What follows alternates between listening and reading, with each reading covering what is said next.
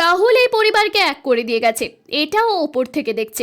রাহুলের জন্য আমরা এই জায়গায় থাকবো, দৃঢ় প্রতিজ্ঞ আর্টিস্ট ফোরাম। অভিনেতা রাহুল ব্যানার্জির মৃত্যুর আন্দোলন সৃষ্টি করলো এক ইতিহাস।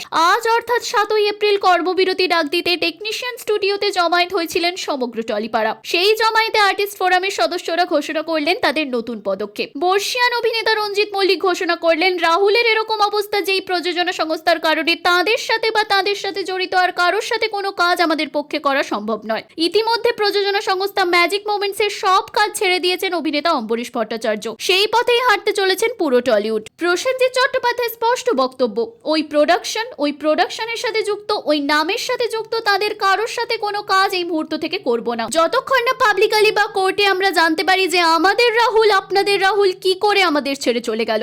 দাবি সবার একটাই, সত্যটা জানতে চাই। টলিউডে তাদের সহকর্মীর মৃত্যুর বিচারের দাবিতে এমন প্রতিবাদ সত্যি এক নজির স্থাপন করেছে। সেই পরিপ্রেক্ষিতেই প্রসেনজিৎ চট্টোপাধ্যায়ের বক্তব্য, ও এই পরিবারকে এক করে দিয়ে গেছে। এই এক হওয়াটাও ও ওপর থেকে দেখছে। পুরো ইন্ডাস্ট্রি আমরা এক জায়গায় আছি এবং ওর জন্য থাকবো। তিনি আরো বললেন, কর্মবিরতি নেই, কাল থেকে সবার কাজ শুরু হবে, শুধু একটা সংগঠন বাদে। আজকে টলিপাড়ার জমায়েতে এই সিদ্ধান্ত নেওয়া হয়েছে বলেই জানা যাচ্ছে।